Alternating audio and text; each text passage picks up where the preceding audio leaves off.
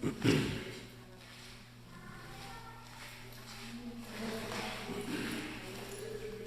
noite, cumprimentamos a todos com a paz do Senhor.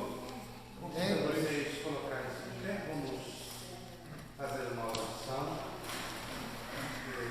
Alguns pequenos contratempos, tivemos nesta primeira noite, mas graças a Deus aqui estamos, um número um pouco reduzido, mas vamos começar. Nós vamos trabalhar com uma única introdução, 60 minutos, não mais do que isso, mas nós nos propor exatamente uma hora de amanhã, teremos uma jornada bastante longa, porém nós vamos desenvolver melhor este assunto. Com a permissão do pastor da igreja, vamos então estar levando uma palavra de oração e dando início ao nosso seminário de escatologia. Pai, eu louvo o teu nome nesta noite. Entendemos que quando nos propomos a estudar a tua palavra, é verdade que passamos por lutas e grandes batalhas.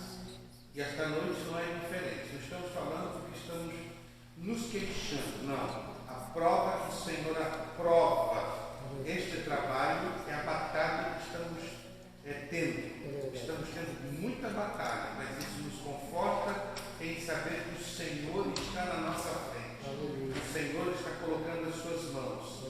E este evento não foi planejado simplesmente no coração dos teus servos pastoranos e pastora Sabrina. Não. Este evento nasceu no teu coração. E aqui estamos para fazermos a nossa parte. Espírito Santo, perdoa os nossos pecados. Lava-nos no precioso sangue de Jesus. E ajuda-nos nesta noite de sexta-feira, 10 de novembro de 2023, a recebermos a Tua Palavra nas nossas mentes e nos nossos corações. Ministra-nos, fala-nos, ajuda-nos. É a oração que a nós, a Ti, fazemos entregando este evento, incluindo o dia de amanhã, que será uma jornada longa, incluindo a finalização no dia de domingo. Muito obrigado. É a oração que a Ti fazemos agradecidos. Em nome de Jesus Cristo. Amém, amém e amém. Vamos nos seus assentos? Deixa eu dar uns rápidos esclarecimentos. Nós hoje teremos apenas uma introdução de 60 minutos. Amanhã teremos uma jornada um pouquinho longa. Faremos um esforço para tentar começar às 10 horas da manhã. Iremos até o meio-dia e faremos como 2 horas aproximadamente de almoço. Os pastores que vão coordenar, mas acredito que seria em torno de 2 horas de almoço aproximadamente. Quero entender que às 2 da tarde voltaríamos e iríamos até 5 horas da tarde. Eu não sei se faríamos na parte da noite, que o pastor acha que faríamos na parte da noite, de 7 às 9, para fechar amanhã, ou somente de 10? Isso. Perfeito. Então faremos em 2 turnos amanhã. Então nós faremos de 10 da manhã ao meio-dia, depois de meio-dia às 2 almoço, de 2 às 5 e depois um espaço de 2 horas, aí voltamos de 7 às 9. E no domingo faremos um encerramento às 7 da noite. Outro esclarecimento, nós trouxemos um material com um número um pouco limitado, porque já entendemos que nem todos têm interesse. É uma apostila, ela está ali, nós trouxemos 13 apostilas, pedimos autorização aos pastores, e temos também 13 pendrives.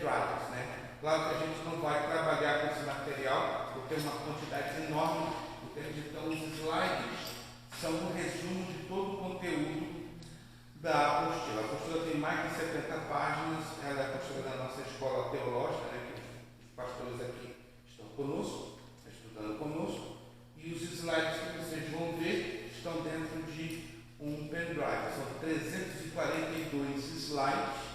Se você só tem interesse de ter a apostila ou os slides sozinhos, separados, estamos passando o custo de $15.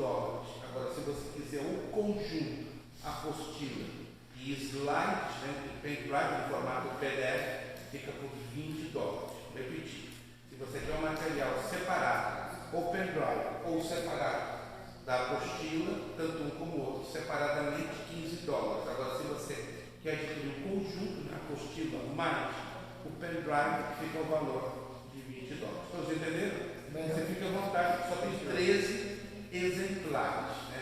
Se amanhã, eventualmente, chegar mais irmãos, e se hoje esses exemplares acabam mesmo. Está no quadrinho por encomenda para quem viesse a ter o interesse. Nós vamos então estudar a matéria mais difícil da Bíblia Sagrada. Não é uma matéria fácil, os irmãos, os nossos pastores Anderson e Angelina, sua filha, e pastora Sabrina, já estudaram conosco. Vai ser uma matéria bem profunda. Claro que a gente não vai tomar a pretensão de, em 3 dias, passar todo o conteúdo, mas mais de 60% eu desejo assim fazer. Para começar, vamos a um texto bíblico bastante conhecido. E esse texto bíblico que está aí na tela se encontra no Evangelho de Lucas, capítulo 21, do verso 7 ao 12. Depois saltamos para o 25, 26 e 28, que assim diz a palavra de Deus. E perguntaram-lhe, dizendo: Mestre, quando serão, pois, estas coisas? E que sinal haverá quando isto estiver para acontecer? Disse então ele: Vede, não vos engane, porque virão muitos em meu nome, dizendo: Sou eu, e o tempo está próximo. Não vades, portanto, após eles. E quando ouvirem de guerras e sedições, não vos assusteis, porque é necessário que isto aconteça primeiro, mas o fim não será logo. Então lhes disse: Levantar-se-á nação contra nação e reino contra reino. E haverá em vários lugares grandes terremotos e fomes e pestilências. E haverá também coisas espantosas e grandes sinais do céu. Mas antes de todas estas coisas lançarão mão de vós e vos perseguirão, entregando-vos às sinagogas e às prisões, e conduzindo-vos à presença de reis e presidentes por amor do meu nome. E haverá sinais no sol e na lua e nas estrelas, e na terra a angústia das nações, em perplexidade, pelo bramido do mar e das ondas. Homens desmaiando de terror na expectação das coisas que sobrevirão ao mundo, porque as virtudes do céu serão abaladas.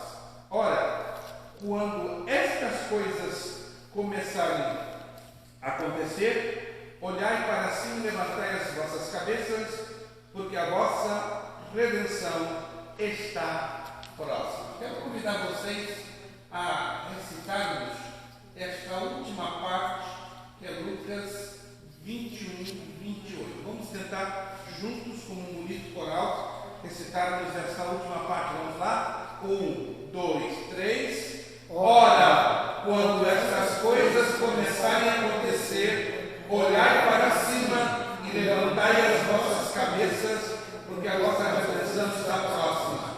Como um ensaio desanimado, ficou muito bom. Como um ensaio desanimado, ficou fantástico. Agora, finjam que vocês tomaram 4 latinhas de 1 litro de Monster ou de Red Bull. Finjam que vocês comeram 4 quilos de picanha da melhor qualidade. Finjam que vocês comeram 1 quilo de feijão tropeiro. E agora vocês vão, depois de tudo isso que vocês mentalizaram e fingiram, vão falar com muita garra e com muita coragem, tá bom? Vamos lá. 1, 2, 3. Ora, quando essas coisas começarem a acontecer, olhai para cima, levantai as vossas cabeças, porque a vossa redenção está próxima. Vê como funciona fingir? Fica muito bem. Parabéns, vocês colocaram muito bem a abordagem. Vamos lá. Definição de escatologia. Quando eu ensinei ou tive no seminário, no primeiro seminário de escatologia, eu tinha 15 anos. Isso quase há 60 anos. Perdão, há 50 anos, desculpe. Eu tenho 64, então eu tinha 15 anos de idade, foi quase há 50 anos. Quando eu usei essa expressão, essa palavra, escatologia, pensavam que era uma nova marca de remédio, um analgésico novo no mercado. As pessoas tinham um certo desconhecimento deste assunto. A palavra escatologia é a combinação de duas palavras do idioma grego.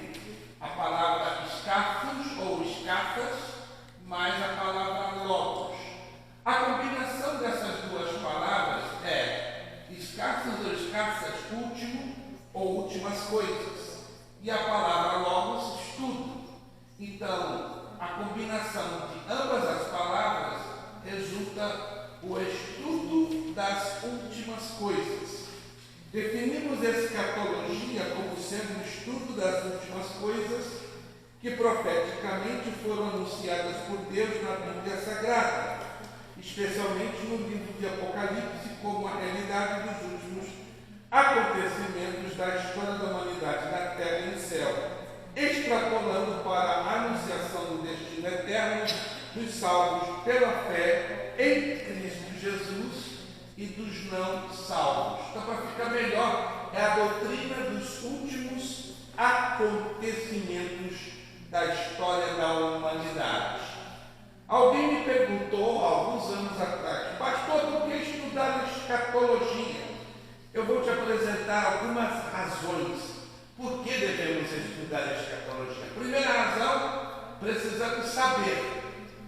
E esse saber fala sobre o plano de Deus para o homem. Se você hoje perguntar em um grupo de 10 cristãos a seguinte pergunta: qual é o plano de Deus para a sua vida? Daquelas 10 pessoas, eu te garanto que só 2 vai saber dar a resposta. E hoje é um pouco preocupante, ou porque não bastante preocupante. E se 10 cristãos, só 2 vão saber qual é o plano de Deus para o homem, é muito preocupante. Entretanto, quando se dispor esse cristão a estudar a escatologia, ele já vai ter uma visão maior, um horizonte maior. Ele vai saber qual o exato plano que Deus tem para o homem, para a raça humana. Por que estudar a escatologia? Porque ela fala de uma esperança, oferece uma esperança segura em uma era sem esperança. Hoje as nações aí afora, como este país, buscam colocar a sua esperança no sistema político, no sistema econômico, na tecnologia, mas cada um desses recursos humanos tem falhado, tem fracassado. O homem definitivamente não consegue encontrar um norte com respeito a uma esperança fincada nesta terra.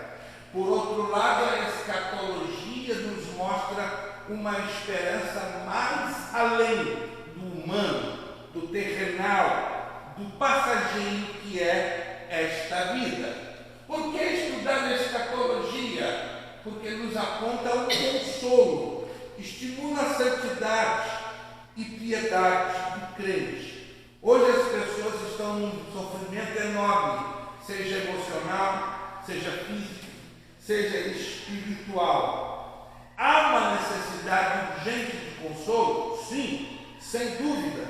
E quando se estuda a escatologia, a doutrina dos últimos acontecimentos, a nossa santidade é estimulada, a nossa piedade, ou seja, viver uma vida separada e que agrada a Deus, ela se torna com um sentido muito maior que antes tínhamos. Por que estudar a escatologia? Porque nos desperta a vigilância, nos capacita a evitar os enganos e os erros.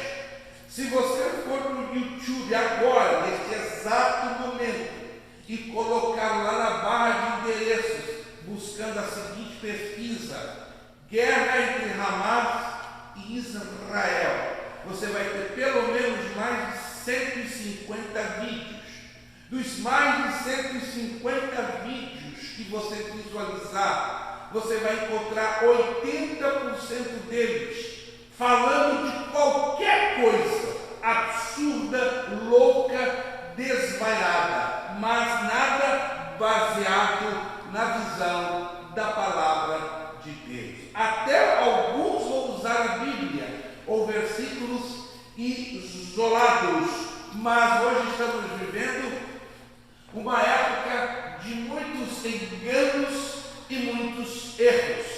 Existem hoje milhões de crentes cristãos na face da terra que estão sendo enganados por falsos mestres, por falsos profetas, por falsos líderes e pastores. E a situação que hoje está acontecendo ali no Oriente Médio está sendo um prato cheio para esses falsos mestres, falsos pastores, porque eles estão ganhando popularidade, eles estão ganhando aplausos, porque eles trabalham com a manipulação das emoções, com o sensacionalismo barato. Eles não apresentam um estudo real, profundo, sistemático da Bíblia Sagrada, para nos fazer convencer que de fato estamos vivendo os últimos dias que precedem a volta do Senhor Jesus. Então, precisamos ter o sentido de vigilância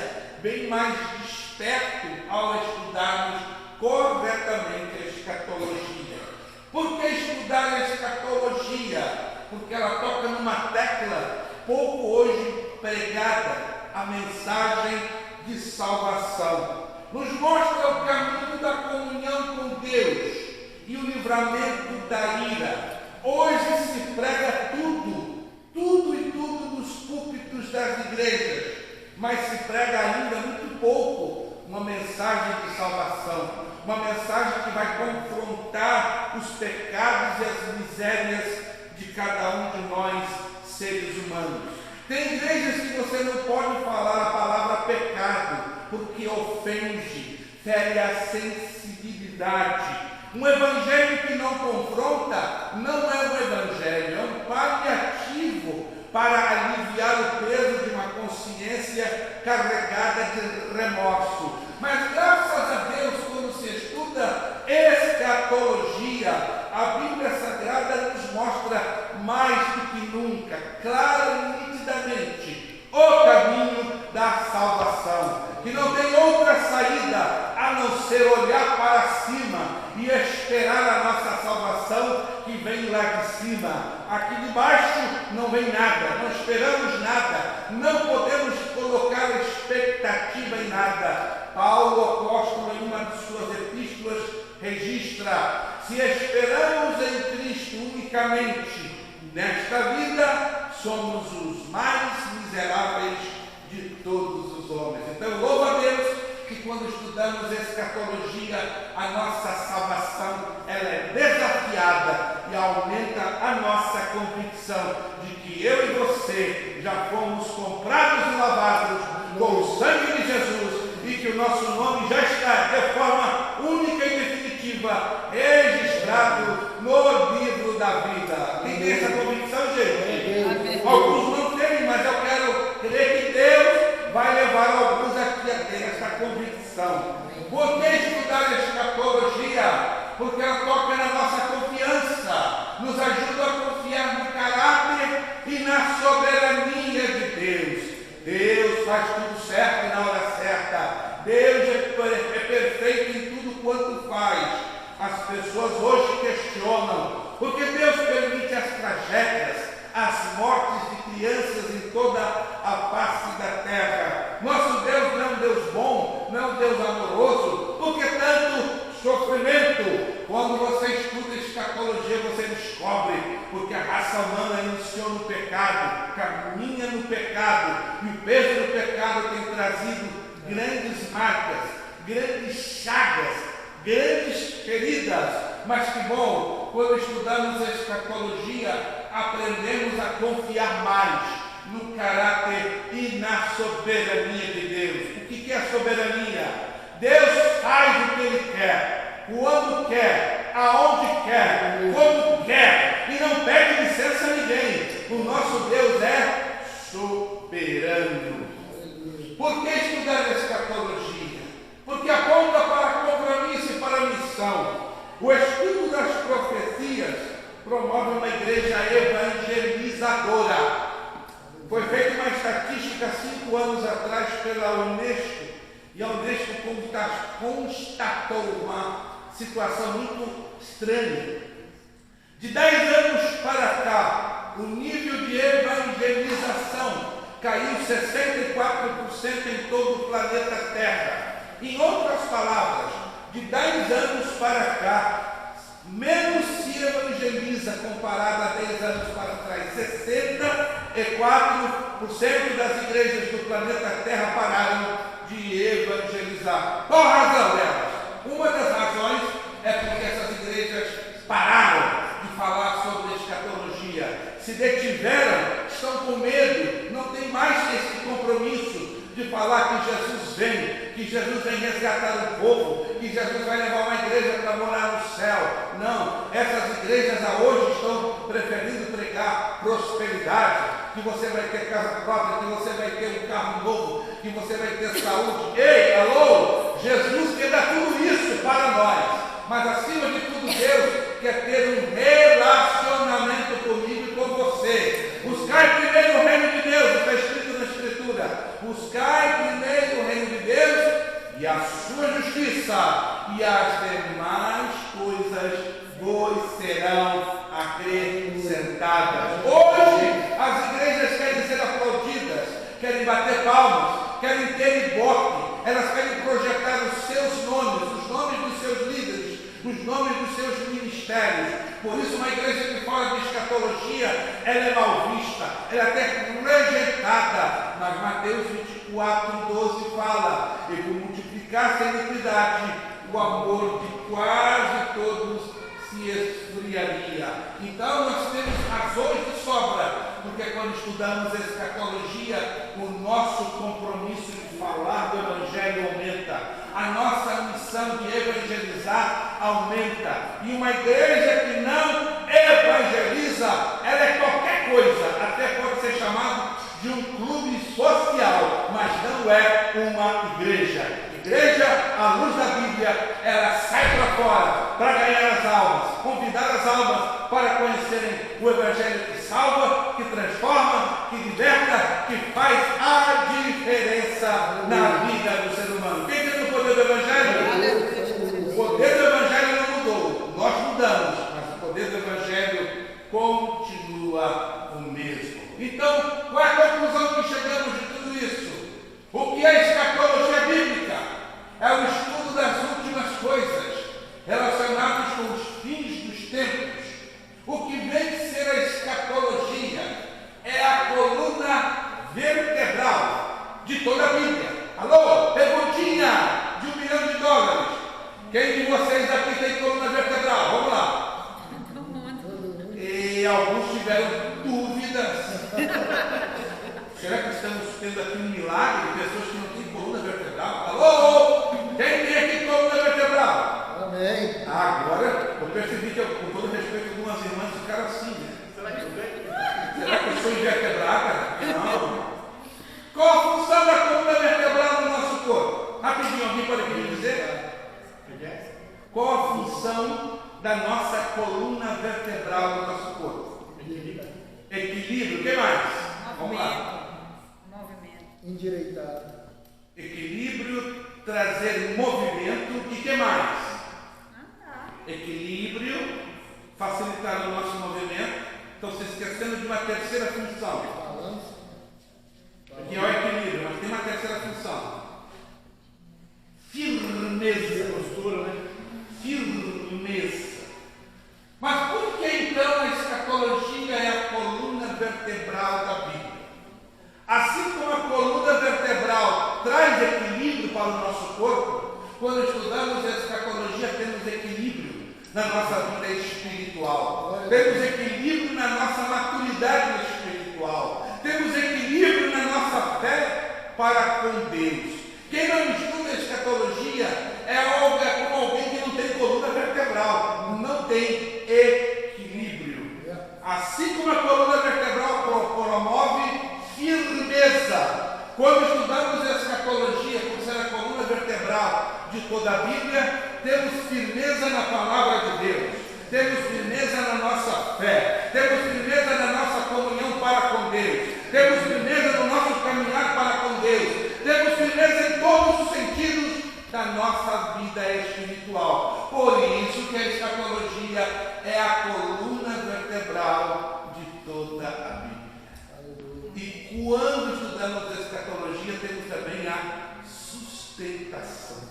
Assim como a coluna vertebral ela sustenta nossos ossos, nossos músculos, nossa massa muscular, a coluna vertebral da toda a Bíblia, chamada escatologia, nos sustenta nas horas mais difíceis, nas horas de desafios, nas horas de angústias, nas horas de incerteza, nas horas onde somos abandonados, deixados humanamente sozinhos, e aí levantamos a cabeça e dizemos: eu não estou só, eu tenho um Deus, e esse Deus chama-se Jesus Cristo. Ele morreu na cruz do Calvário, ressuscitou o terceiro dia, foi assunto aos céus, mas prometeu que um dia ele voltaria para me levar e morar numa casa maravilhosa que já está preparada para mim, e milhões e milhões e milhões que nele creem. Amém?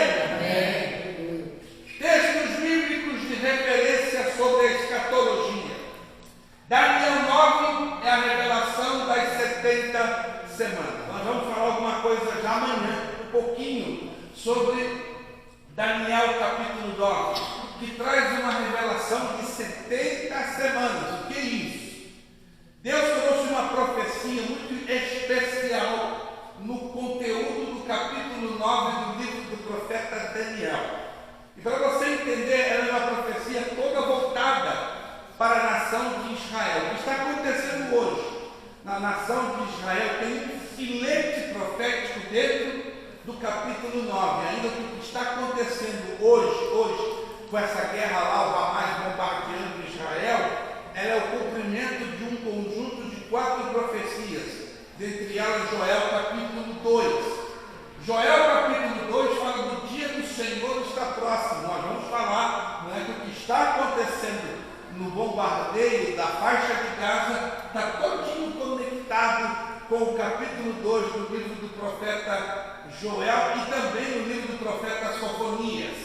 Mateus capítulo 24, ele é o esqueleto da escatologia, ou seja, é o que dá a sustentação do plano das profecias dos últimos acontecimentos. É interessante assinalar que na escatologia Deus traçou um mapa. Preste atenção, isso aqui é um mapa bem interessante. Que mapa é esse, pastor? Eu nunca ouvi um negócio desses.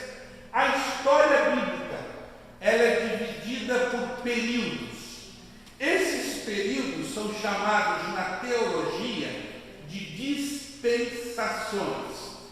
Os pentecostais creem nas dispensações, que a história bíblica ela foi traçada e dividida em 7 períodos. Alguns cristãos não pentecostais não acreditam nesta visão deste mapa chamada dispensacionalismo. Nome estranho, né? Dispensacionalismo vem de dispensação. Vamos lá. A Bíblia apresenta um conjunto de 7 dispensações.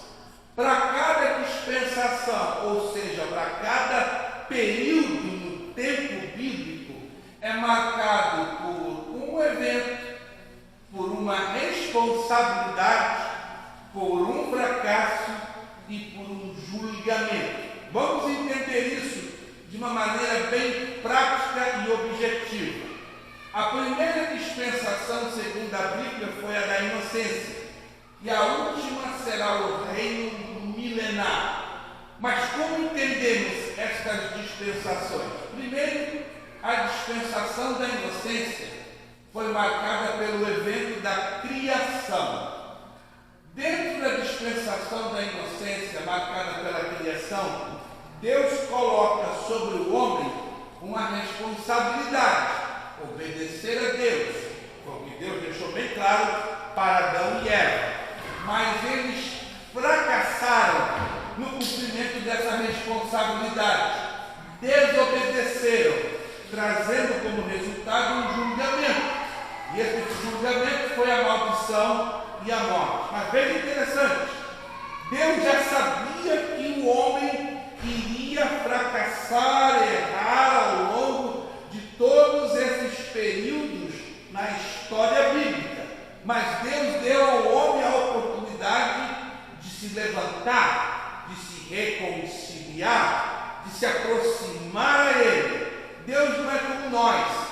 Nós, quando temos uma decepção, na maioria das vezes, mandamos embora, descartamos, nos afastamos. Eu entendo, há situações que fica difícil, obviamente.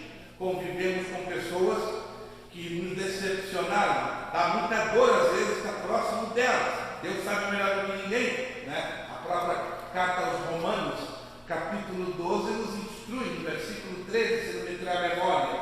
Se possível, que dependendo de vós, também paguem uns com os outros. Nem sempre é possível e nem sempre depende de nós. Mas se tratando do homem, Deus decidiu dar ao homem várias oportunidades. O homem fracassa na dispensação da inocência. Deus descarta o relacionamento do homem para com ele? Não. Deus dá uma segunda chance. Permite com que na dispensação da consciência o homem se reaproxime dele. E a queda, ou seja, o afastamento do primeiro casal da presença de Deus, marca essa dispensação, a dispensação da inocência. Qual a responsabilidade que Deus coloca nos ombros de Adão e Eva? Fazer o bem e sacrifícios de sangue. Eles são bem-sucedidos? Não. Eles fracassam de novo, através de uma vida de impiedade. O planeta Terra todo é coberto por uma maldade sem igual. E esta maldade que cresce, todo o planeta Terra leva um julgamento que foi através do dilúvio. Deus dá a terceira chance à raça humana, através da dispensação chamada governo humano. O governo humano é marcado pelo dilúvio. Deus dá uma responsabilidade depois que acaba o dilúvio. Espalhem-se, multipliquem-se, encham a terra. Deus contente que isso poderia funcionar. Mas de novo o homem fracassa. Eles decidiram construir uma torre que tocasse o céu e dentro dessa torre todos os habitantes da terra ficassem juntinhos. Mas não foi isso que Deus deu a ordem. Ele deu a ordem para espalhar e multiplicar. Cumpriram a ordem? Não. Desobedeceram. E aí veio o julgamento. Qual foi o julgamento? A confusão das línguas. Pela quarta vez Deus dá uma outra chance da dispensação da promessa. E ali começa onde? Na Torre de Babel. Qual a responsabilidade? Abraão, vai e vive em Canaã. Abraão obedeceu em parte, porque aí veio uma grande fome em toda a Palestina. Era para Abraão sair fora da Palestina? Não, era para ficar lá, mas ele teve medo e desceu até o Egito. No que ele desce ao Egito, ele erra, ele comete uma transgressão, e aí leva com que a nação de Israel passe a ser escrava do Egito mais de 400 anos. Uau! Mas Deus não desiste do homem e dá mais uma chance na dispensação da lei. A dispensação da lei é marcada pela saída de 3.600.000 israelitas do norte do Egito. Deus dá uma responsabilidade à nação de Israel. Observem toda a lei. Mas de novo Israel fracassa, de novo o homem fracassa, quebrando a lei. Meu Deus! E aí o julgamento, Deus então espalharia toda a nação de Israel em toda a face da terra. Deus de novo dá outra chance, a sexta e penúltima chance à raça humana, através da dispensação da igreja. Então Deus, através dessa penúltima dispensação que ora estamos vivendo, Ele diz o seguinte: essa é a penúltima, e eu quero ver se o meu povo agora abraça o compromisso de reconciliação para conosco. A igreja é criada no dia de Pentecostes. A responsabilidade de colocar sua fé em Jesus Cristo e manter a doutrina pura. Simples, não é verdade? colocar a sua fé, a sua confiança em Jesus Cristo e manter na pureza do estudo da palavra de Deus. Mas a igreja se mantém? Não. Ela fracassa permitindo com que ideias humanas, ideias diabólicas, ideias satânicas adentrem, ou seja, a doutrina, o estudo, o ensino da palavra de Deus, ela é corrompida. E o julgamento, deixados para seguir uma falsa doutrina. Hoje o que nós vemos, existem mais de 2.485 religiões espalhadas em todo o planeta Terra. É uma confusão generalizada. Mas observe aqui com atenção. Já passamos por 6 dispensações, 6 períodos que Deus se esforça para se aproximar do homem, e o homem vai fracassando, vai fracassando, vai fracassando. Ou seja, o homem fracassa, Deus dá uma chance. O homem fracassa, Deus dá outra chance. O homem fracassa, Deus dá mais outra chance. Só que estamos na penúltima, que é hoje. Estamos vivendo a dispensação da igreja.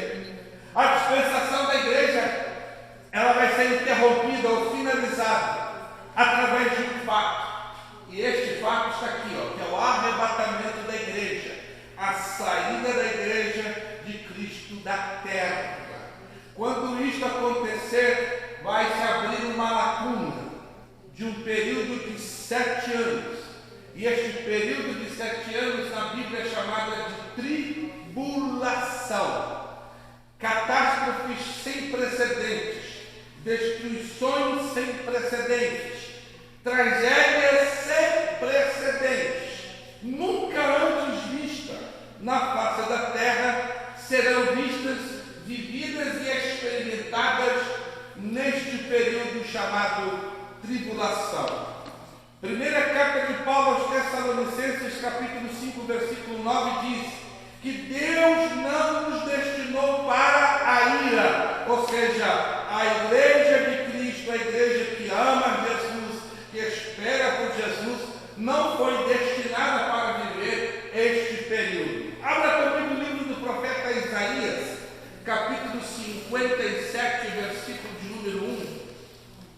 Hoje é só introdução, povo de Deus, é só introdução. Amanhã você vai ficar livre para fazer pergunta até sua boca secar. Mas hoje é só introdução. Nós não estamos abrindo hoje um espaço para perguntas. Mas amanhã sim, amanhã você vai perguntar com força.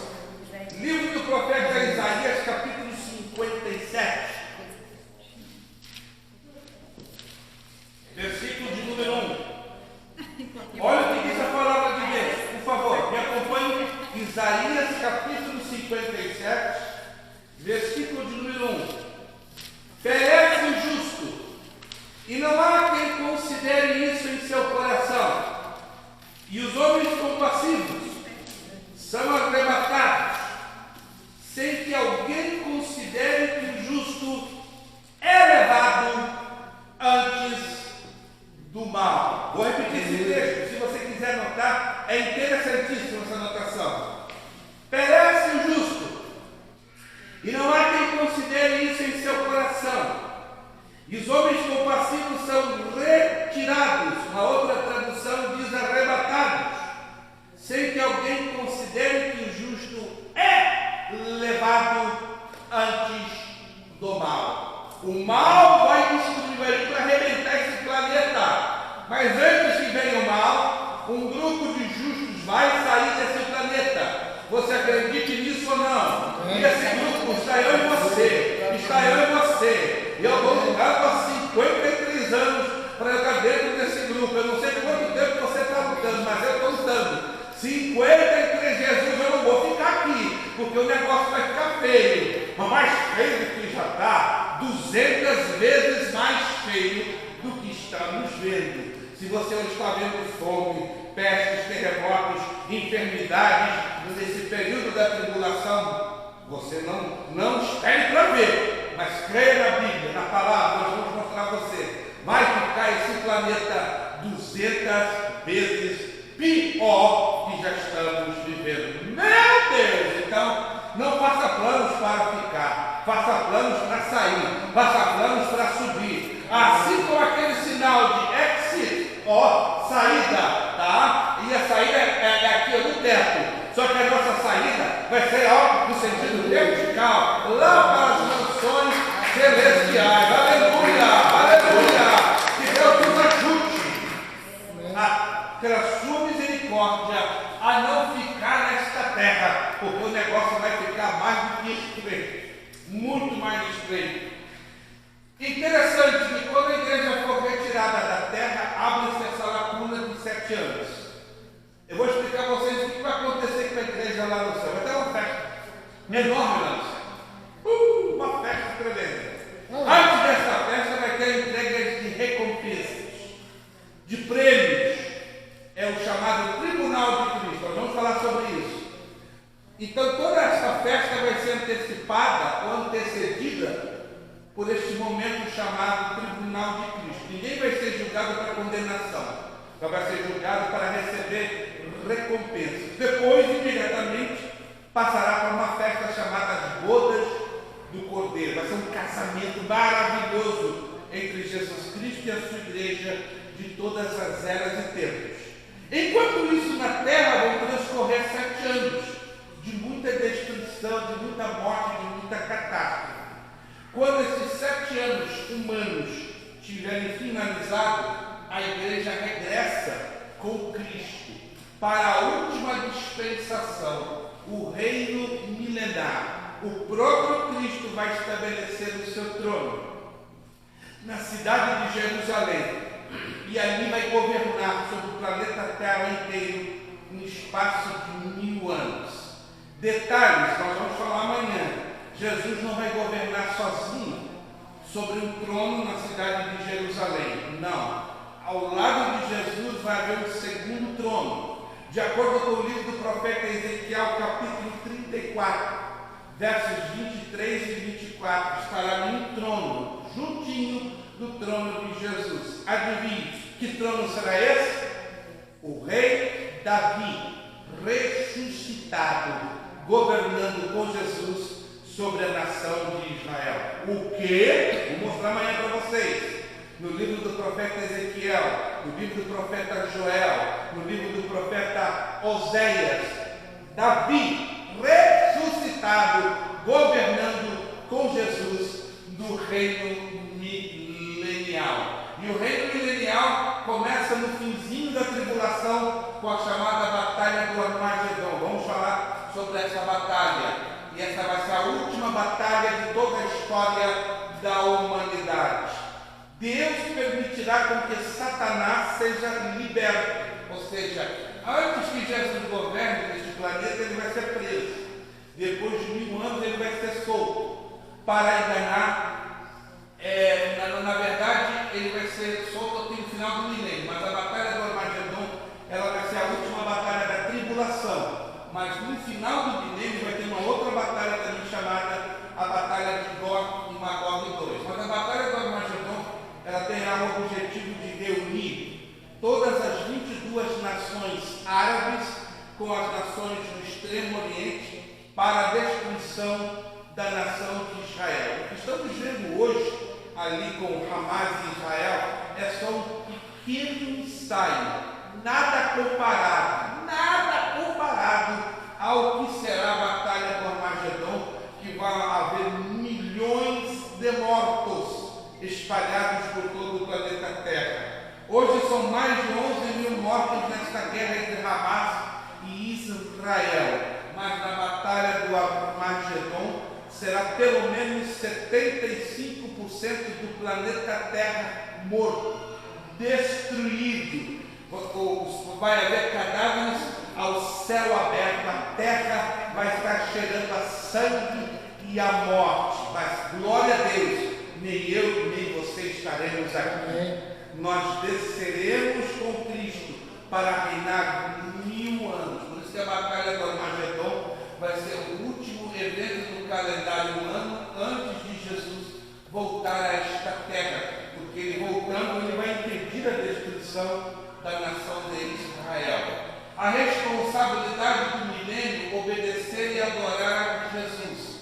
Mas vai haver um fracasso. Está lá em Apocalipse capítulo 20, versículos 7 ao 9. Satanás, no período que Jesus governa o planeta de 1000 anos, vai estar preso. Mas no finalzinho do milênio, ele vai ser solto. Para qual razão? Testar a fidelidade dos corações daqueles que foram poupados dentro do milênio. Nós vamos falar isso em detalhes no dia de amanhã, porque Satanás será liberto, mas, diz Apocalipse capítulo 20, do versículo 11 ao 15, ele será lançado definitivamente no lago de fogo e de enxofre. Esse é um outro mapa, parecido com o que nós mostramos, só que esse mapa é das dispensações. Esses são dos eventos, as coisas que em breve hão de acontecer. Temos essa linha reta em vermelho, que é a linha da história humana. A T fala do tempo do Antigo Testamento. A cruz fala do momento da crucificação do Senhor Jesus, no mês de abril do ano 29 depois de Cristo. Ele é ressuscitado 3 dias judaicos depois. Passam-se em torno de 40 e alguns dias, ele é assunto aos céus. Mais adiante, o Espírito Santo vem sobre a terra. A igreja é inaugurada. A igreja ela é retirada da terra num tempo, num dia chamado hoje. Ela é levada para os céus. Lá ela recebe as recompensas do tribunal de Cristo e passa a participar da grande festa chamada Bodas do Cordeiro. O período do tribunal de Cristo, das Bodas do Cordeiro na terra, corresponderá ao período dos 7 anos da tribulação. O período da igreja na terra, mais o da tribulação, em torno de 2007 anos, corresponde ao período do cumprimento profético de Mateus capítulo 24. Jesus então retorna com a igreja no final da tribulação, na batalha do Armagedon, para julgar as nações que bem trataram e maltrataram Israel no período da tribulação. Satanás é preso, Jesus começa o seu governo de 1000 anos, no milênio, o reino messiânico. 3 tipos de pessoas passam a participar deste período. Os sobreviventes da tribulação, eles sairão da tribulação porque creram em Jesus, terão corpos semelhantes ao que temos hoje e vão participar do governo de 1000 anos. Segundo tipo de pessoas que vão participar do reino messiânico ou do milênio, os mortos em Cristo, que ressuscitaram no momento do arrebatamento, e os vivos em Cristo, que receberam seus corpos transformados. Esse será chamado grupo dos glorificados.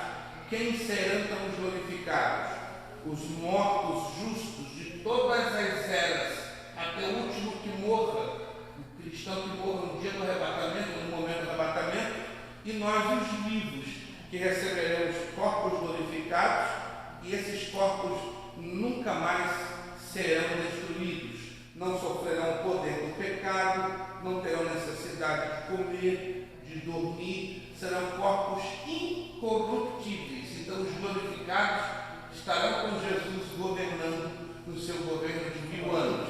E o terceiro grupo de pessoas que vai estar no milênio são os que nascerem no milênio. Quem vai nascer no milênio?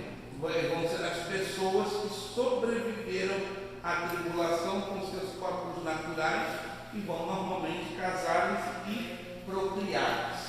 Interessante, muito interessante. De acordo com Filipenses capítulo 3, 20, Apocalipse 12, 22 e 23, Apocalipse 13, 12, uma gigantesca cidade vai estar flutuando em plenos céus, mas em cima de outra cidade da terra. Que cidade é esta? A Nova Jerusalém. Jesus disse lá no Evangelho de João, capítulo 14: Na casa de meu pai há muitas moradas. Eu vou e vos prepararei lugar, para que quando eu vier eu vos leve para a casa de meu pai. E esta cidade já está pronta. Lá no espaço sideral, a NASA já detectou através do telescópio Hubble a chegada de um objeto no formato de um cubo.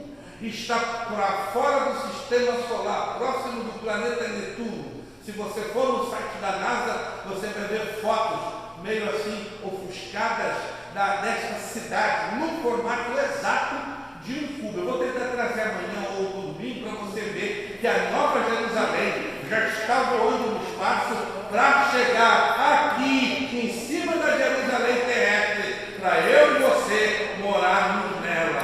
Você crê nisso? Ou creia? Já está aprovado. Jesus já está às portas. E a nossa casa já está prontinha. Pastor Paulo, um aluguel caro, eu também pago.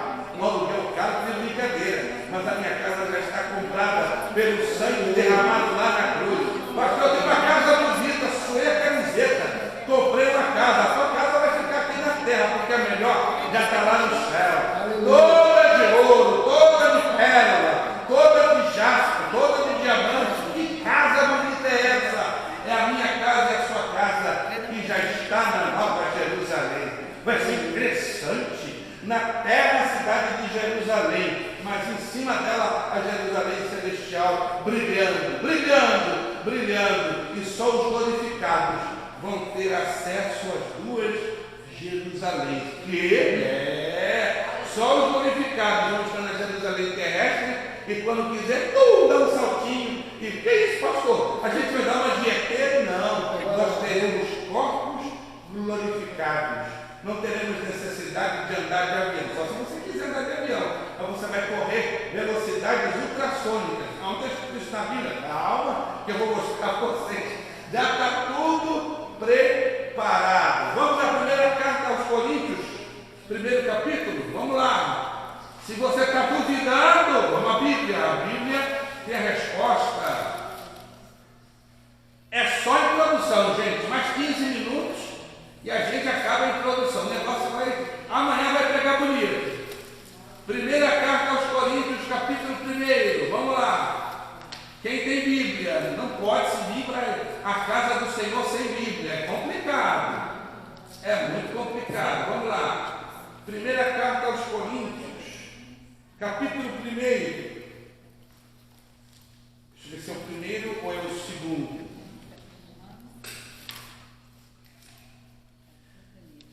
Capítulo 2, primeira carta aos Coríntios, capítulo 2, versículo de número 9. Mas como está escrito, as coisas que o olho não viu, e o ouvido não ouviu, e não subiram ao coração do homem, são as que Deus preparou para os que o amam. Vou repetir o texto. 1 Coríntios 2, 9. Mas está escrito, as coisas que o olho não viu, e o ouvido não ouviu, e não subiram ao coração do homem, são as que Deus preparou para os que amam. Deus já preparou coisas que o seu olho nunca viu, que o seu ouvido nunca ouviu, que você nunca viu bem na sua mente. Deus já tem tudo preparado para nos dar um tremendo de um presente. Mas no final do reino messiânico, como já falei, Satanás vai ser solto, vai ser a última rebelião, terminando toda a trajetória da raça humana na terra. Abrem-se as cortinas do trono branco. Pastor, eu vou para lá? Não. No trono branco nós teremos parte do júri. Mas nesse trono quem se assentará? O Senhor Jesus. Para fazer o quê? Para julgar todos os mortos, grandes e vivos, todos os mortos que rejeitaram a oportunidade de salvação nesta vida e partiram para a eternidade sem terem feito a sua decisão para Jesus Cristo. Jesus pessoalmente vai julgar um por um. A Bíblia não nos diz aonde vai acontecer lugar entre o céu e a terra, mas a Bíblia não nos dá uma descrição apurada. Diz a Bíblia que todo aquele que não for encontrado registrado no livro do Cordeiro, no livro das obras e no livro da vida, será lançado vivo no lago de fogo e enxofre, que o Pedro é chamado de Geena. As pessoas que ressuscitem aqui no trono branco são os ímpios, que hoje estão aqui no Sheol ou no Hades, ou seja, no inferno temporário. Sim, Senhor. Da mesma maneira que os justos, quando morrem, vão para o paraíso, lá no terceiro céu, os mortos ímpios que não conheceram a Cristo ou rejeitaram a Cristo estão conscientes, de acordo com Lucas 16, 19 a 31, em um lugar chamado Sheol no hebraico ou Hades no grego, que a Bíblia chama do inferno temporário. Elas sairão daqui, ressuscitarão um corpo semelhante a este, para serem julgadas por Jesus, e elas serão arremetidas no lago de fogo e enxofre, que é o Geena, o inferno definitivo. Detalhe: este corpo no Geena sentirá a dor da queimadura por toda a eternidade, mas não se consumirá esse corpo. Vamos falar amanhã com detalhes sobre este aspecto. Para você entender de maneira mais compacta a eternidade passada, a era da igreja, que é hoje, a igreja será arrebatada por Cristo. Aqui na terra abrem-se as cortinas de 7 anos, o período da tribulação. Lá no céu, o trono do juízo de Cristo, dando as recompensas para a igreja, não para a sua condenação, mas para reconhecer o trabalho feito para Jesus. Depois a festa das bodas do Cordeiro, próximo da batalha do Armagedon, cujo objetivo é destruir a nação de Israel. Jesus vem fisicamente no mundo. Em outras palavras, no arrebatamento da igreja, Jesus vem para a igreja e o mundo não percebe, porque ele vem invisível para o mundo.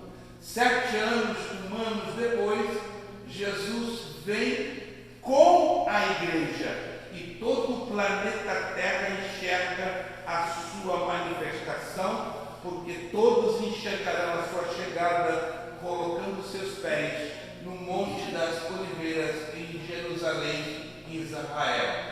Abrem-se as cortinas do período do governo de Jesus Cristo, 1000 anos. Depois dos 1000 anos, já falamos, o juízo do grande trono branco, e depois entram os novos céus e a nova terra, a eternidade futura. Perto da nossa finalização, porque hoje é só introdução, a Bíblia Sagrada trabalha com 3 grupos de pessoas no plano profético. Repito, a Bíblia Sagrada trabalha com 3 tipos de pessoas no plano da profecia. Vamos lá. Deus trabalha com judeus, gentios e com a igreja. Como eu sei disso? A primeira carta aos Coríntios, capítulo 10, versículo 32, Deus fala clarissimamente que ele tem um tratamento especial com 3 povos. E Deus tem um plano específico para judeus, gentios e para a igreja do Senhor Jesus Cristo. Pastor, como é que vai se dar o arrebatamento da igreja? Isso é história da carochinha? Não. A palavra de Deus deixa bem claro. Eu já estou finalizando pelo menos esta introdução. Para você entender em 4 passos como se dará o arrebatamento da igreja. Primeiro passo: Jesus desce para encontrar a sua igreja nas nuvens. 1 Tessalonicenses capítulo 4, verso 16, parte A. Número 2: a igreja vai encontrar-se com Cristo. 1 Tessalonicenses capítulo 4, verso 17 e 1 Carta aos Coríntios capítulo 15, versos 51 e 52. Terceiro passo: a igreja nos ares vai para o céu e ela comparece ante o tribunal de Cristo. Romanos capítulo 14, verso 10, 2 Coríntios, capítulo 5, versículo 10. Quarto passo, a igreja com Cristo comemora as bodas do Cordeiro. Tudo isso no céu. Apocalipse, capítulo 19, versos 7 ao 9. Enquanto isso, na terra, a 70ª semana, abrindo a página da grande tribulação. No momento do arrebatamento da igreja, todos os mortos em Cristo, os mortos justos, desde a época de Adão até o último que morra, milésimos de segundos antes do arrebatamento, serão ressuscitados. Virão muitos lá do paraíso, ou seja, os seus espíritos estão hoje no terceiro céu, descansando, conscientes, e eles serão chamados para vir à terra, recebendo corpos glorificados. Eu quero fechar por esta noite lendo a primeira carta aos Tessalonicenses, capítulo 4. Vamos fechar em 6 minutinhos. Eu já disse aos irmãos que isso é só hoje introdução. Já ouviu falar daquele aperitivo chamado canapé? Quem já ouviu falar desse aperitivo chamado canapé? Alguém já acompanha o que é um canapé? É aquele palitinho, né? Que tem azeitona, na verdade tem queijo, tem presunto, tem cenoura, tem até picles e mortadela. Então eu estou dando para vocês, né, uma partezinha do canapé e a cabecinha da azeitona. Amanhã eu vou dar o canapé inteiro mais um churrasco. Quero. Então hoje eu só estou dando o aperitivo. 1 Tessalonicenses capítulo 4, versos 16 e 17. Vamos lá? 1 Tessalonicenses capítulo 4, versos 16 e 17. Porque o mesmo Senhor descerá do céu com alarido, e com voz de arcanjo, e com trombeta de Deus, e os que morreram em Cristo ressuscitarão primeiro. Verso 17. Depois nós, os que ficarmos vivos, seremos arrebatados juntamente com eles nas nuvens, a encontrar o Senhor nos ares. E assim estaremos sempre com o Senhor. O que aprendemos desses dois versículos? Verso 16. Porque o mesmo Senhor, quem é esse mesmo Senhor? Jesus Cristo. Toda vez que eu encontro a palavra Senhor entre Mateus e Apocalipse, com a letra S maiúsculo, aprendemos que se refere a quem? O Senhor Jesus Cristo. Porque o mesmo Senhor do céu descerá com alarido. O que isso quer dizer? Um clamor, um grito específico, um arcanjo. E a Bíblia não nos diz quem é esse arcanjo. Provavelmente poderia ser o arcanjo Miguel, mas é apenas uma hipótese. Mas um arcanjo vai repetir, vai ecoar esse brado, este alarido que o Senhor Jesus vai ecoar. Não sabemos do que se trata, mas uma coisa sabemos: uma trombeta vai ser tocada, e com trombeta de Deus, e os que morreram em Cristo ressuscitarão primeiro.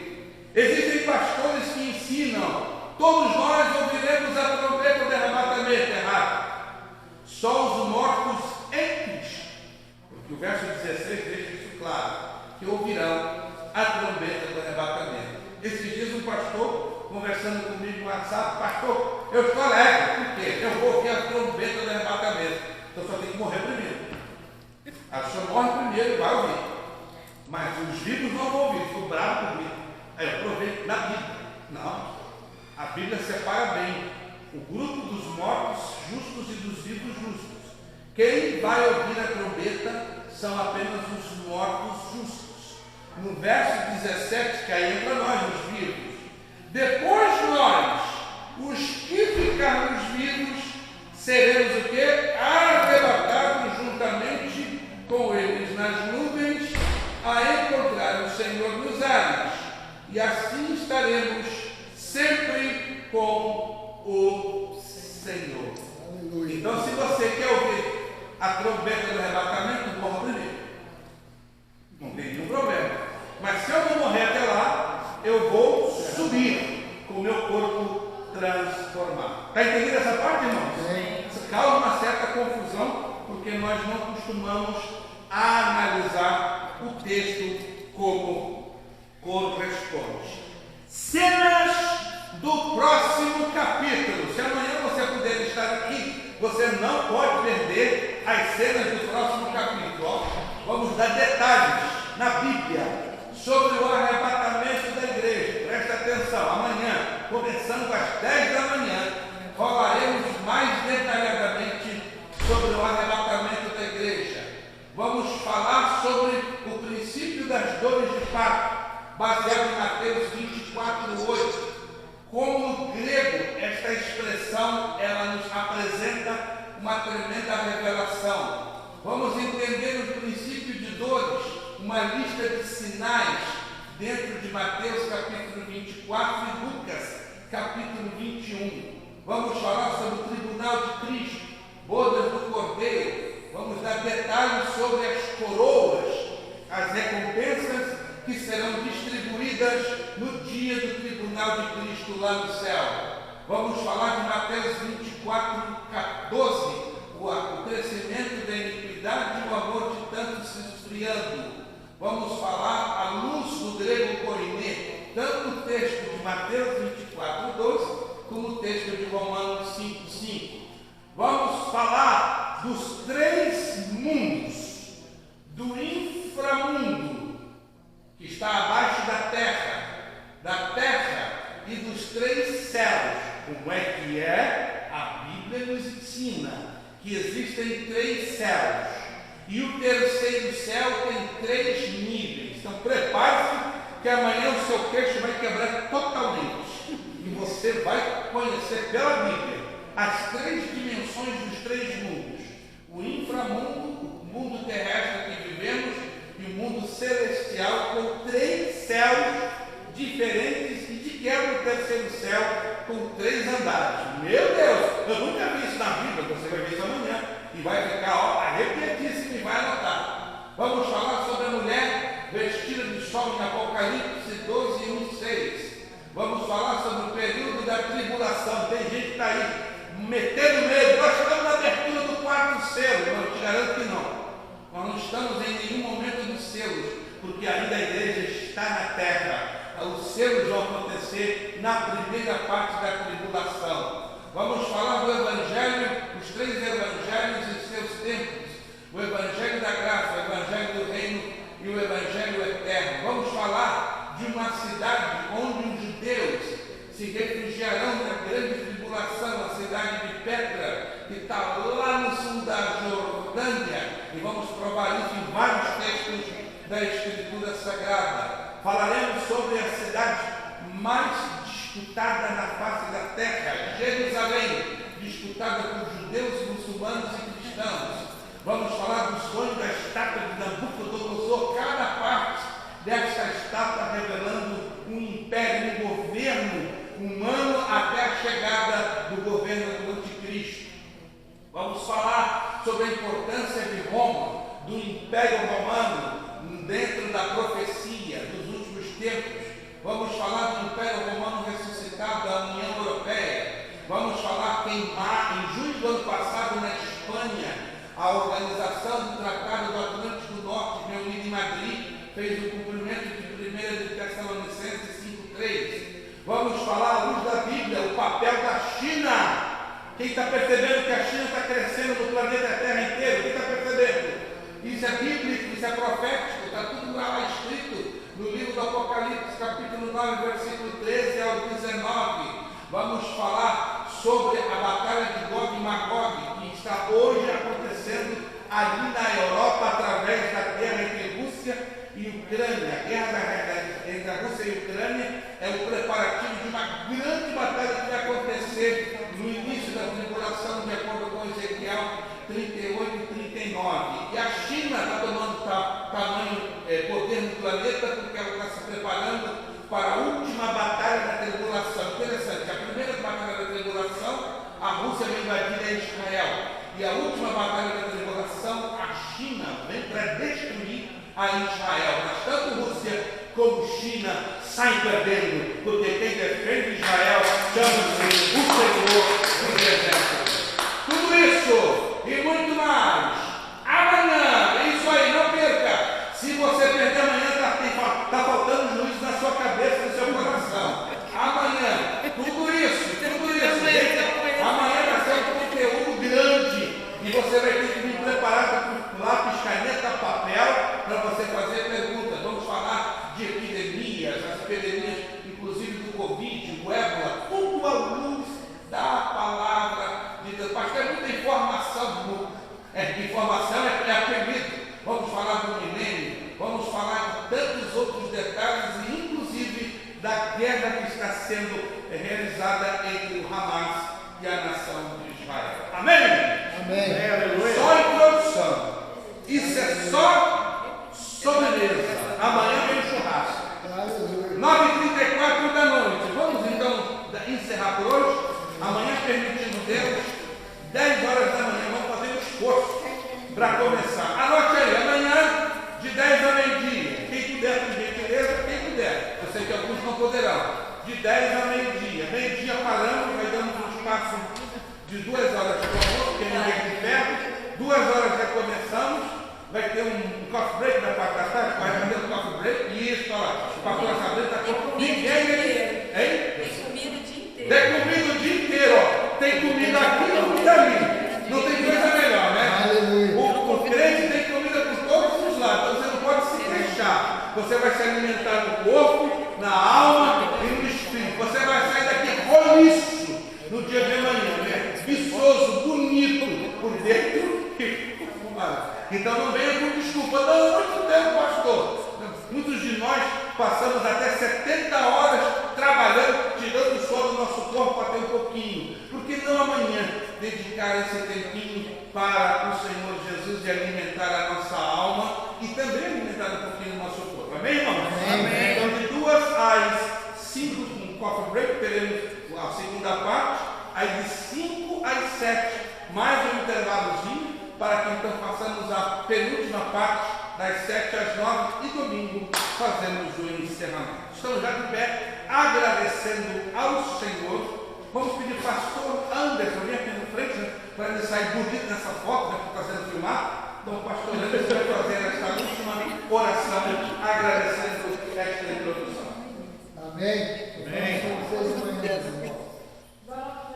Soberano Deus, eterno Pai, nós queremos te louvar e te agradecer, Aleluia. Pai. Por nós estamos aqui, ó Pai, sendo abençoado, Pai, com esse estudo, com esta palavra, Senhor, em nome de Jesus. Pai, em nome de Jesus, abençoa aqueles que não veram, Pai, que amanhã eles possam ter compromisso com o Senhor, que eles possam estar na casa do Senhor, aprendendo mais de Ti, ó Pai, aprendendo sobre todos esses processos, ó Pai, que está acontecendo na terra, para que na sua volta seja, ó Pai, registrada através de cada um, ó Pai. Abençoa a nossa noite, abençoa o nosso dia, ó Pai, em nome de Jesus. Nós oramos e te agradecemos em nome do Pai, do Filho e do Espírito Santo. Abençoa, Senhor, a vida do pastor Luiz Prestes, Pai, da sua esposa, da sua família, Pai. Continua abençoando, Pai, usando o teu filho neste lugar. Em nome de Jesus. A igreja diz? Amém. Amém. Glória a Deus. Amém. Fim das nossas transmissões. Vai ser lançado no YouTube para você que perdeu esta primeira parte. Deus nos abençoe rica e poderosamente em nome de Jesus e amanhã voltamos com vocês. A paz do Senhor a todos. Amém. Glória a Deus. Quando eu cheguei, eu me ensinou. É? Não.